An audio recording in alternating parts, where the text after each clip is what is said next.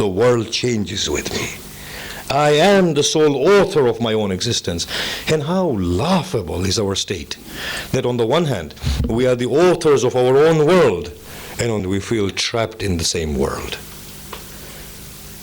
The authority that the individual has is such that he just takes the pen and rewrites his story, and the whole thing changes.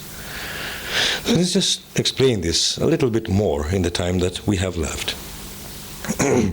Today, look at the way in which we are, and we're giving simple examples that it is we, only us, that matter here.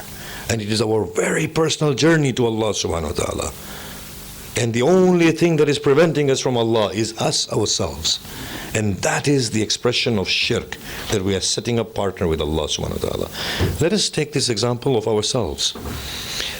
Who in their right mind would say, journeying in this unforgivable weather, at night, in the cold, and coming to a hole, and sitting on the floor and listening to somebody like me is pleasurable? Anyone in their right minds would be sitting inside their houses, on their sofas, reading a captivating novel, or watching a program of their choice.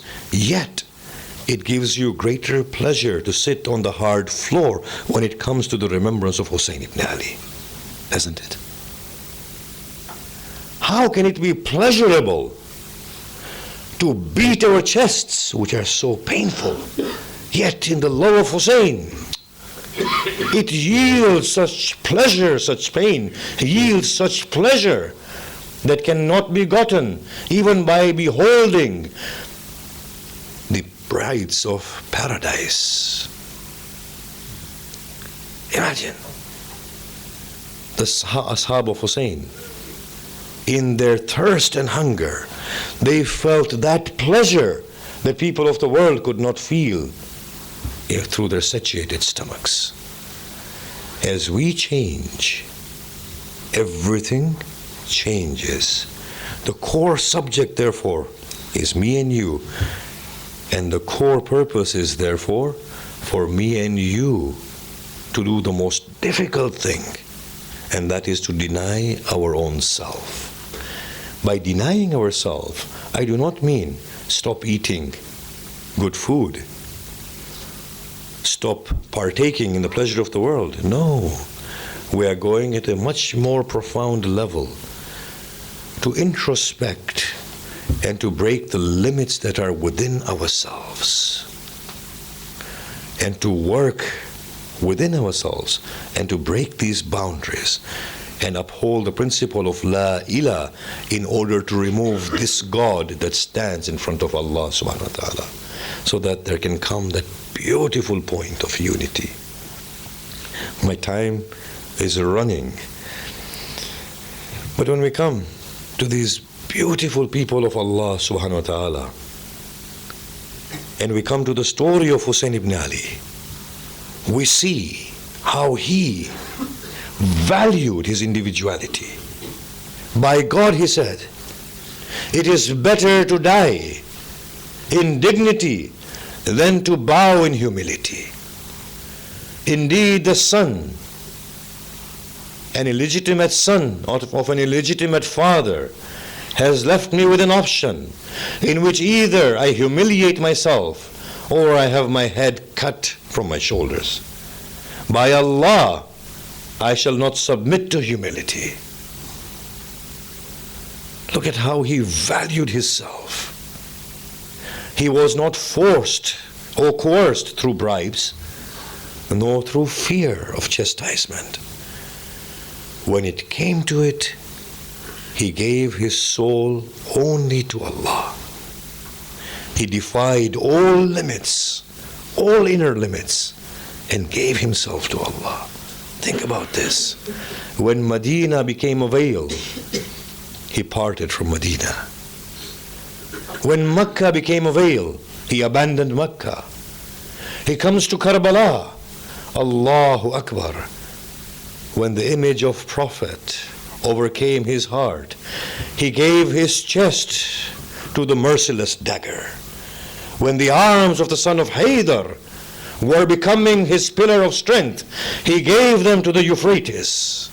When Asghar's love prevailed upon him, he advanced him to a bloodthirsty arrow, breaking every limit within his self, defying his own self to evolve into that beautiful reality and truth of Allah subhanahu wa ta'ala.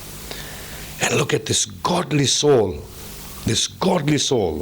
as he begins to breathe his last. We are told that there was a cry, "Wait not, behead the man." They said, when we closed in on him, we saw his face radiating so beautifully. There was a smile that was emanating, and his lips were moving in the eulogy of Allah. We ask, "O Hussein, what pleasure are you partaking in? You have no Abbas. There is no Akbar. You have no food. You are dying of thirst. The blood has oozed from your veins. Your sisters' camps are about to be plundered. What is this great pleasure that you are experiencing?" This was the pleasure of the reception of Allah at the breaking of his self. This Hussein, he is departing from Medina.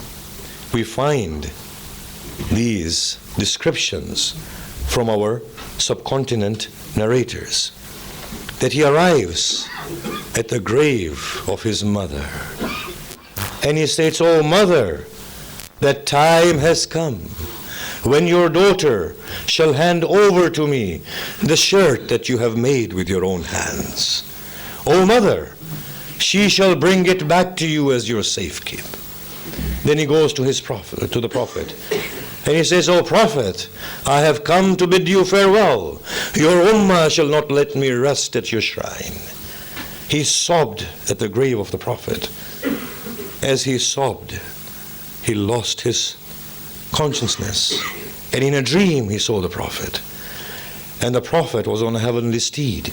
He said, "O Hussein, look into the paradise." And as Hussein observed the paradise, the Prophet said, "It is all for you." He said, "Oh grandfather, take me to yourself." He said, "Oh Hussein, before that, you shall have to taste the sips of death." Hussein regained consciousness. Salma came running to him. She said, "Oh child, I hear you are making way for Iraq." He said, "Yes." He said, "I beseech you by Allah, do not advance to Iraq, for therein is your death." He said, "Oh grandma, oh grandmother, I know well what awaits for me." She said, "Oh child, your grandfather has given me some dust, has entrusted me with some dust, and he has asked me to observe it carefully after you go to Iraq. And he has said, when its color changes, know at that point that my Hussein has joined me." He said, "Oh grandmother, I know well what is to come. If you wish, I shall let you see." "Yes, oh child." He said, "Oh grandmother, look between my two fingers." She looks. "What do you see?" "I see a barren land." "Look on. What do you see?" "I see young children."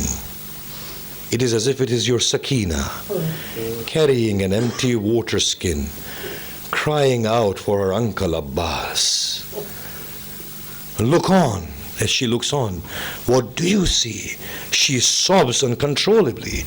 "I see the desert sand have turned red with blood that has been spilt from the youths of Hashim." "Oh grandma, look on. I see decapitated bodies and headless bodies." "Oh grandmother, look on." She faints when she regains her consciousness. "What did you see?"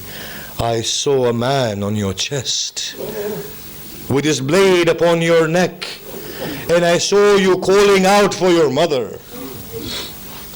Hussein comes to Makkah. Ibn Abbas approaches him. Abdullah ibn Umar approaches him. He says to Abdullah ibn Umar,